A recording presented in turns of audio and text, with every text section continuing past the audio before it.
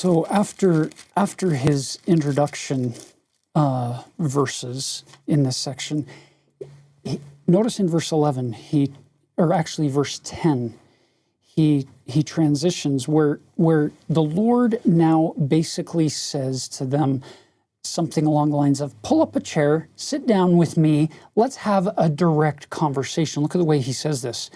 Verse 10, now come, saith the Lord, by the Spirit, unto the elders of this church, let us reason together that ye may understand. Let us reason even as a man reasoneth one with another, face to face. So here's Joseph, the prophet, and he's speaking this revelation very clearly, one phrase at a time, so that anybody could dictate or write it down, scribe it very clearly.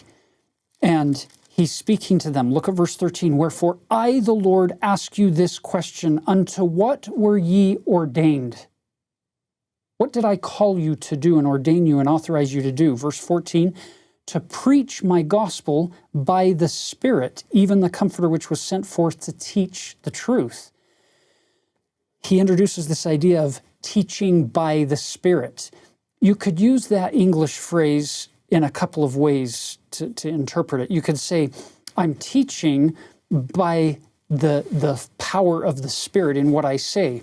Another way that you could use it is in the preposition form of the word by. I'm teaching by the Spirit. He's beside me. He's guiding me in what to say, in what to do, and what to teach, and how to teach it. Look at verse 17. Verily I say unto you, he that is ordained of me and sent forth to preach the word of truth by the Comforter in the Spirit of truth, doth he preach it by the Spirit of truth or some other way? And if it be by some other way, it is not of God. He's basically saying the ends don't justify the means. You can't say, well, I'm trying to bring souls to Christ, so it doesn't matter what techniques I use. No, it does matter what techniques we use. We can't use these false spirits that will occasionally do good things or occasionally tell truths even in order to get you to tune your ear to them so that you will then trust them when they deliver the deceptions and the lies to get you to follow.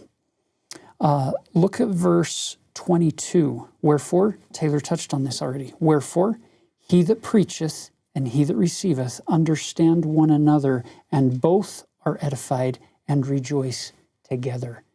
You know you're teaching by the gift of the Holy Ghost and by the power of the Holy Ghost, teaching by the Spirit, when both are edified together. Notice 24, that which is of God is light, and he that receiveth light and continueth in God receiveth more light, and that light groweth brighter and brighter until the perfect day. I love that analogy of this growing illumination that can come from the power of the Holy Ghost.